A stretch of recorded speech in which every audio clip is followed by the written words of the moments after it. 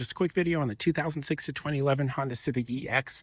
We're working on the trunk latch today. The first thing to check is this clip right here. This is underneath the lock cylinder on the trunk lid there. So there's a metal bar that goes from that cylinder to the back of the latch. So you need to release it there so that the latch can drop down. This is a powered latch. So there's a 3-pin connector. You have to plug that and two 10mm bolts.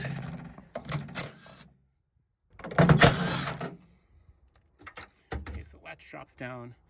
I usually reach through here. This is the release from the cabin next to the driver's seat.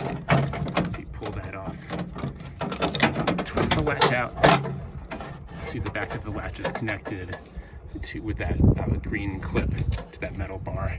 So pull that off, and that's it. Hope that helps. I'll have links to the part numbers, links to eBay in the item description.